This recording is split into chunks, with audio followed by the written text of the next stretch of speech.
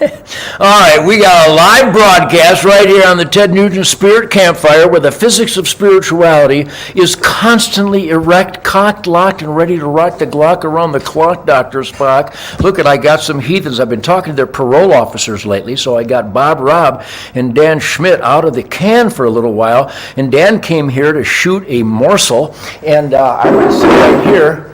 So this is an official, go ahead, sit down, gentlemen. This is the official Ted Nugent Spirit Campfire. Happy Sadie and Coco. Maybe turn a little bit. Go ahead, Dan. Turn this way a little bit. Here, but remember, it's sitting on shotgun shell boxes, so Precarious. careful it doesn't all fall down. Careful. How's that? So yeah, my name is Ted. This is Bob. This is Bob, and this is Dan. It's all backwards on the TV. So this is officially the Ted Nugent Spirit Campfire, where the middle finger is eternally aflame, because defiance is the DNA of the American dream now more than ever during Clusterfuck 21. And we have a lot of people from around the world that come here and celebrate truth, logic, and common sense. And Dan, Rob, and Dan, this would be left and right, just the opposite. Does that mean stuff will show up backwards? Stuff show up back. Does that say D&D? That's right. I'll be darned. Anyhow, Dan is the editor of Deer and Deer Hunting, and Rob is just a roustabout backstrap guru.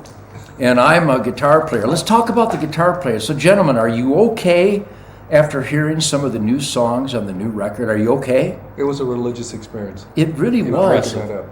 I mean, the grind factor is off the charts. But we've rearranged the Cuckoo's Nest, the Ted Nugent Man Cave Cuckoo's Nest. Is that good? Perfect. So we're in the Man Cave Cuckoo's Nest, where we recorded Ted Nugent Detroit Muscle, Clusterfuck 21, and I just had a conference call with the Pavement Record Company, and they are so excited. I sense some squirting through the phone lines. There was something going on over the phone lines. But I know you missed me. Today is Friday, the 15th of October? The 15th. The 15th of October. Why is that an important day? It's 5 days before the opener of pheasant season. But we are in the Snotfest rain squalls of southern Michigan, and a big salute to Toby Nugent, my son. What a warrior. He's got 20-some pig slayers over at Sunrise Acres right down the road with Paul. Thank you, Paul Wilson. Thank you, George. Thank you, Jim. Everybody who's working their ass off in the Slop Fest.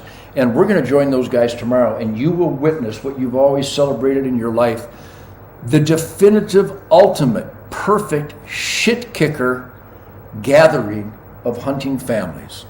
So I'll introduce Dan here. Dan, you're a Wisconsinite all your life? Yes, sir. And how did you get into editing Deer and Deer Hunting magazine? You know, they offered me the Stump Sitters magazine. That's right. They wanted me to buy it back, what was it, 71, 70? 77.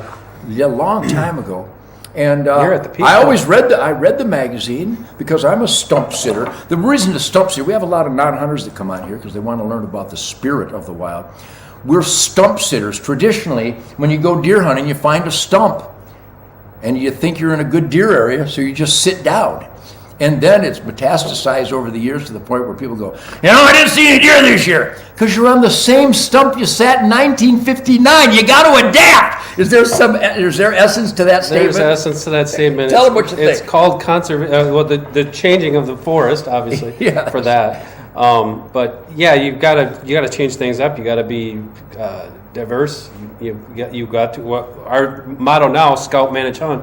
Scout, manage, hunt. Yeah. And then most of it back, we grew up hunting was all about scouting. It wasn't about food plots. It wasn't about, putting out a feeder or anything like that. It was learning the flora and the fauna and how that all comes together and how the ecosystem works in your mini ecosystem, and learning deer behavior, which is my big geeky thing. Yeah, well, as an ambusher, you have to first understand deer behavior. Now, how old are you, Dan? 54. 50, raised like a child. And Bob, you're 69. 69. So when we started, did you know what a scrape was? No. Had you heard? How about a snort wheeze? No. So anyhow, I'm talking about a grunt and a snort wheeze. There are deer vocalizations that when we started, I didn't know what a rub was. You know, the deer, they tend to spread their preorbital glands on trees, and some attribute it to getting the velvet off at the end of summer, and I think it serves all those purposes. But there's rubs and there's scrapes when they're marking their territory and calling the girls they pee. I tried it on the road one time. It didn't work at all. But did you know any of that, or did you just grab your bow or your gun and just head for where you thought there might be a deer? I pretty much just walked around aimlessly. And I was the master of aimlessly. And walked too fast. Yes. And stopped too little. So Bob's the master of this. He's a respected outdoor writer and just a guru of all things outdoors. But it's important. There's nothing you guys can say that I don't have a reference from Fred Bear or Ben Pearson or what's my buddy and Roy. Oh, Roy Case. Roy Case in Wisconsin. These are the pioneers. But Fred Bear taught us you don't hunt with your feet. You hunt with your eyes. Absolutely. Stay in one position. And so did you learn that on your own? Because there was, first of all, as a bow hunter, there was nothing written about bow hunting in Outdoor Life, Field and Stream, Sports and Field, True Magazine.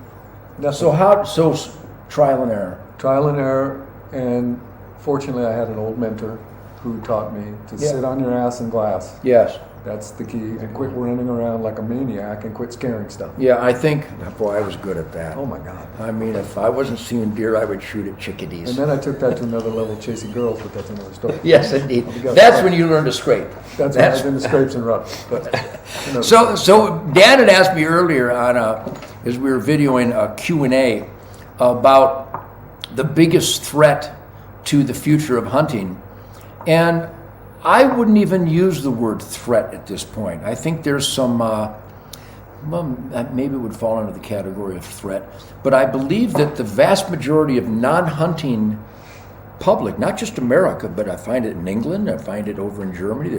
When I tour Germany, there's a deer stand in every field. Yes. And all across America, we just flew over to do a GOP event recently, right down through the deer hunting epicenter of Michigan, and I swear the elaborate food plots with deer blinds in all four corners was ubiquitous. And when we started, there was no deer blinds. There was no such thing as a tree stand. Did you ever almost kill yourself in a baker's? I almost lost both nipples one day. Yes. And it took me 5 years to get me another. How about baker's? Baker, not for me. Mine was a Loggy Bayou. Right, well, I took the Loggy Bayou ride down a tree. a spiritual suicide. So Dan shot a small deer this morning. I got a limited ducks with Happy Sadie and Coco, which are now recuperating in their kennels. They just worked. You know, let's talk about the gratification element. You didn't kill a deer, but what a great morning. It was fabulous. Saw deer, saw squirrels, saw chipmunks. And give it your Bob Rob description of the cleavage of God that I put you in this morning. My swamp here in Michigan, you know, when I made the comment, when the gate closes behind us, it's life is perfect. It's literally a fantasy, but reality, American dream, because there's no Nancy Pelosi, there's no freak in the White House, there's no trees. Oak trees that are how old? It's There's white oak trees that are twice as old as you are. Yes, that's No fence. old. That's old. So, describe, Bob, to the best of your capability, the ridge, the swamp, the marsh. Is it not as soul cleansing as soul cleansing? So gets? you get into your stand in the dark, and you don't know what's there, and it's raining, and as it starts to get light, there's a little mist of fog on the ground. It's magic. Which is like a magic show, and then the trees materialize and the brush materializes, and you look over the ridge and you see a little swampy bottom, and you see acorn trees dropping, and you just know at any moment wildlife is going to appear, because this is where they come for breakfast, and that's why you're there. And you're only there because you are one with the land, like Ted is one with his property, and knows this is where the game comes this time of year. And you don't get that from town. You get that from being a swamp creature. Yeah, swamp creatures. It's the best. You know, and I've promoted that. You know, a lot of people go, well, you really defend the Second Amendment in hunting. I don't defend anything. It doesn't need a defense. I promote and celebrate it. And as editor of Deer and Deer Hunting, Dan, we have to be aware of the naysayers, and we have to be aware of the infighting that is best described as the lunatic fringe. But how gratifying is it for a guy who loves to deer hunt to literally be at the helm of a publication called Deer and Deer Hunting? Well, for me, and I've told the story a million times, it was a dream come true. Yeah, it really is. I wrote the theme paper when I was in 8th grade, and no offense to age you guys, but it was April 1981. Our English teacher told us to write a theme paper saying, what do you want to do when you grow up? And mine was, I want to become the editor of Deer and Deer Hunting. No, that's what you wrote? In 1981, when I was in 8th grade, I was 13 years old. Was it still called the Stump Sitters at that time? It was Deer and Deer Hunting. Stump Sitters actually incorporated in 73. First magazine came out in 77. And the story there is any Michigan hunters would know Richard Smith. Richard's a master. He was like the third or fourth. Richard, hi, if you're watching. Richard should be in charge of all wildlife management in America, and I'm not being silly. No, he is the real deal. That's no joke. And he wrote in, he was one of the third or fourth Stump Sitter members. He said, hey, are we going to get a newsletter or something? So Jack Brower and Al Hofacker sat down at their kitchen table and he said, we're going to have a newsletter. Jack's like, what are we going to call it? Now, this is the first SEO in America. What year now? This would have been Jack or Al, correct me here, 1975, I believe. Okay. And Al said, well, it's about deer, and it's about deer hunting. Why don't we call it Deer and Deer Hunting? SEO research right there. Perfect. Google Analytics. So let me elaborate a bit on Richard P. Smith, because you guys know him. And he's constantly butting heads with the bureaucrats, which is the job of all good Americans, to constantly bump heads with bureaucrats. Even ones that are doing a great job still need their heads bumped to make sure they continue to do a great job. And at this point, during Clusterfuck 21, I don't know of any bureaucrats that are doing a good job. Maybe Lauren Boebert out of Colorado, Marjorie Taylor Greene, Ted Cruz often, certainly Louis Gomert down there in Texas. But what Richard has lived, no bureaucrat in an office on a computer screen could possibly compete with the knowledge of a boot wrecker. I call us the boot wreckers. Correct. If you don't wreck a pair of lacrosse boots every year, you should have no say whatsoever in wildlife management. Correct. Let's talk about the obscenity of Isle Royale, where they're going to get more millions of dollars grants, our tax dollars, they're going to take a torch to it, and some jerk will probably get that grant to study the relationship between moose and wolves. Bob, why would we need a grant to study the relationship between moose and wolves? Again, what's it been doing it for 50 years? More than that. And the wolves eat all the moose, and the moose die, then the wolves die because there's no more moose, and then maybe one will have a litter and come back, and maybe a calf will survive, and then another 15 years later they'll come back, instead of just selling licenses for wolves and moose and keeping a balance. The North American wildlife model had not been established when you and I started. No, it had not. When did you see sustained yield, habitat carrying capacity, population dynamics, and value for licenses, permits, fees? When did you see what became the North American successful wildlife model that the whole world reveres? Well, I grew up in the West, and when I grew up, in my dad's era in the 1950s, the mule deer hunting in the West was off the charts fabulous. You're telling me. And in those days, there were lots of mule deer, but there were no elk. Right. Because the habitat was all sagebrush flats and so on for mule deer. There was literally very few elk. Very few elk. And then there were some bad winters, and there was overharvesting and yada yada. And then about the early 1960s, the mule deer populations crashed. Yeah. And that's when hunters out west said, you know what, we need to do something about this.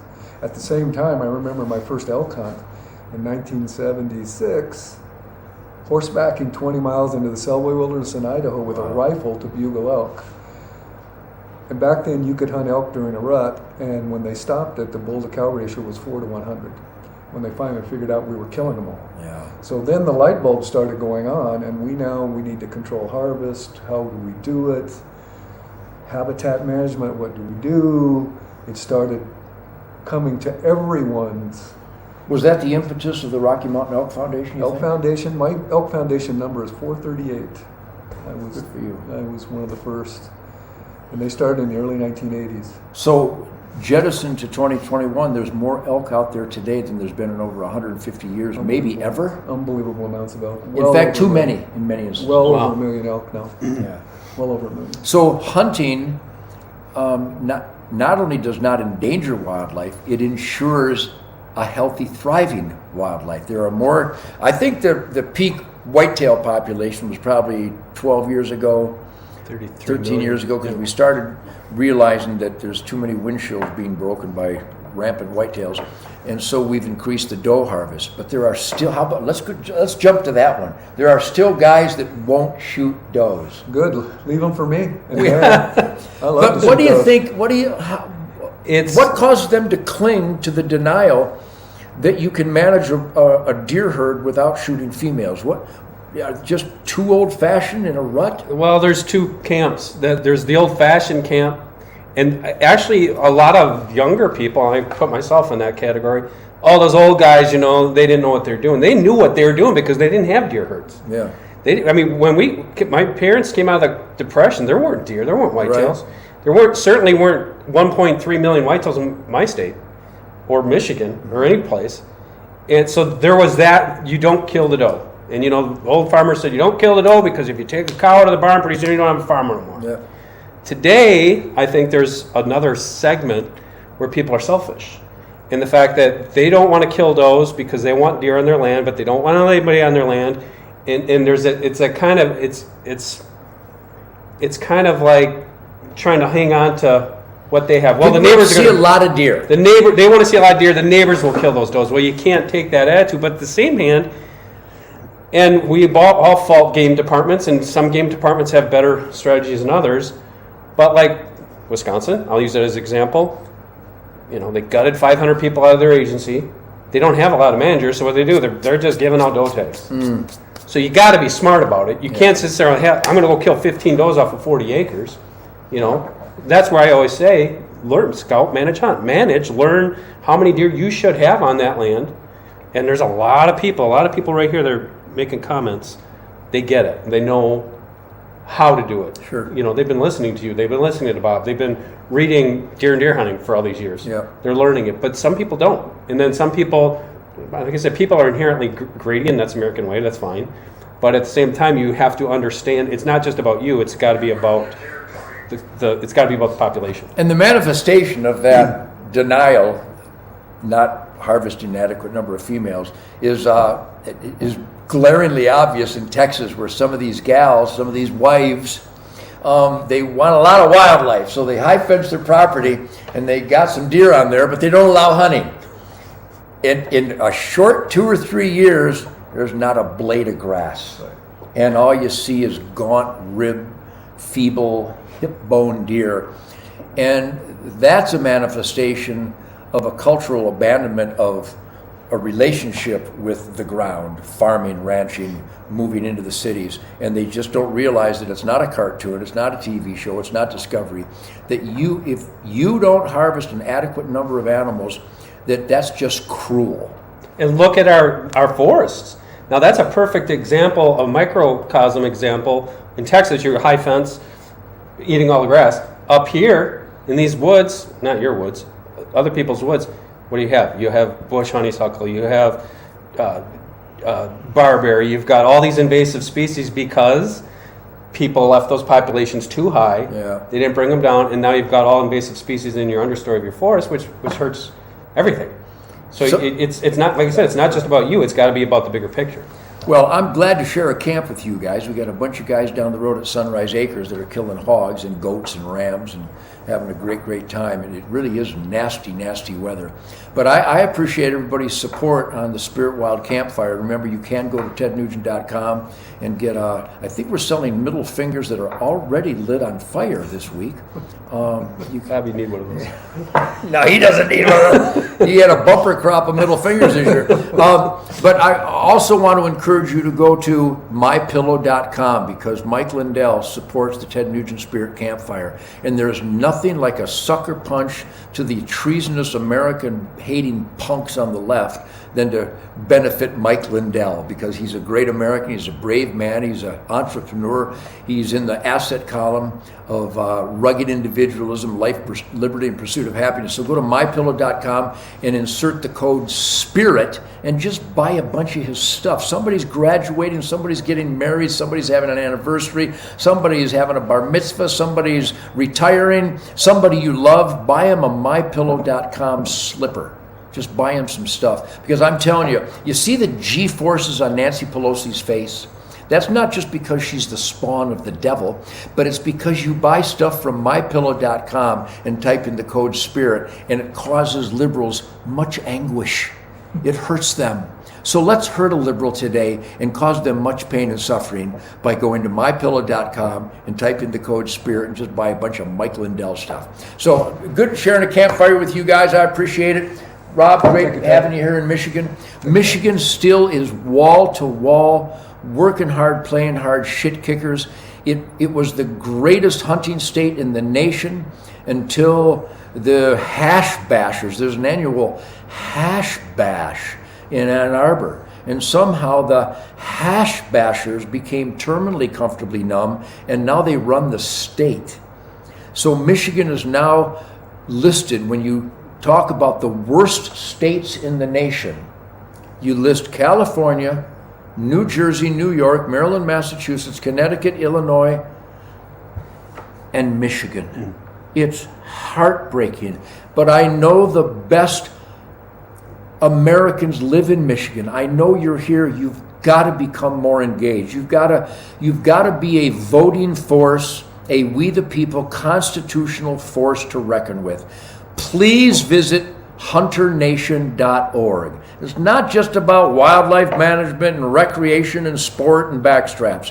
Hunternation.org is about activism, about actually participating in this sacred, hard-earned experiment in self-government. Go to hunternation.org and see how you can help put boots on the ground in all 50 states, especially Michigan. Illinois. Chicago's not Illinois. Lansing's not Michigan. Michigan is shit kickers. It's people who get up early and bust their ass, take risks, make sacrifices to be in the asset column, to earn their own way, live within their means, save for a rainy day. Be a force to reckon with. Go to hunternation.org. Especially California, Illinois, New York, New Jersey, Maryland, Massachusetts, Connecticut, Rhode Island, Maine. You can't hunt on Sundays in Maine? Land of the, what are the brothers up there? Ben and Jerry's. But not the ice cream guys. What are their names? Lanny. Benoits.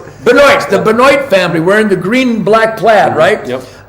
Land of deer hunting tradition. Oh, that's like worse. And some man said, I'm sorry, it's the rut, and I know you have a nice farm with a lot of deer, but hey, I just decided you can't hunt on Sunday. No, I decided that. No, I'm sorry, Mr. Landowner. You can't hunt on Sunday.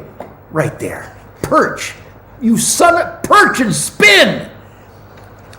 Hunt. You feel the love? Have you ever? I can hardly stand my love gush. Go to hunternation.org. If you're not upsetting a liberal and you're not scaring an oath-violating, treasonous Joe Biden supporter, if you're not scaring those people, Joe loves you. If you're not offending treasonous, oath-violating Democrats and spineless, ballless rhinos, they like you. And if those horrible people like you, you're not a very good person. hunternation.org. We're having a great hunt. It's a soggy, nasty, beautiful October day in the sacred swamps of Michigan. Dan shot a beautiful deer this morning. Happy Sadie and Coco did nothing short of a miracle on mallards and wood ducks. It was, I mean, it's how I get high. The spirit, the positive energy and attitude that is so unique and powerful in Michigan We're not represented in Lansing. This governor is evil. This attorney general is evil. The liberal forces in Michigan are against everything Michigan has always stood for. So please go to hunternation.org. Sign up. Become a participant. Become a member. We're going to put boots on the ground in 2022. And if a candidate doesn't stand for God, family, country, Constitution, Bill of Rights, Declaration of Independence, work ethic, law and order, we're going to get them the hell out. And if a candidate does stand for those traditional values and supports the hunting lifestyle, we the people own the wildlife, not the king, Gretchen. HunterNation.org is going to make the difference again like we did in 2016 and with legal votes like we did last year in 2020. So go to HunterNation.org and be a positive, conservative, God, family, country force to reckon with. And also, with the orchestrated invasion by the Biden administration, they're orchestrating the invasion of America, punishing citizens and rewarding illegal invaders. Write that down. That is not hyperbole. That is not silliness. It's glaring. It's obvious. It's on TV. It's everywhere. Our government is so treasonous that they're orchestrating the invasion of our country by illegal, unknown invaders, forcing you to wear a mask and take an experimental shot, but just welcoming unknown people from Somalia and Uganda and it's heartbreaking. Rob served in the military. My brother served in the military. I serve in the militant We the People Army. This government is violating laws. And now they're calling mothers who protest racism in school, mothers who protest against racism are now called by the Department of Justice and the Department of Defense terrorists. You can't make this stuff up. Rod Serling wouldn't have had this Twilight Zone. This would have been too stupid. And now it's policy, thanks to the Joe Biden oath-violating traitors that infest our government. And with that invasion comes American killing fentanyl. Joe Biden's doing that. When people die of fentanyl, Joe Biden did that. Go to fullcircleprogram.com. Fullcircleprogram.com. A great nonprofit charity run by young Americans, saving young Americans' lives from the scourge of substance abuse and the death orgy from Joe Biden's fentanyl invasion. You know, people hear me talk like that. Well, that's outrageous. It's outrageous because it's true.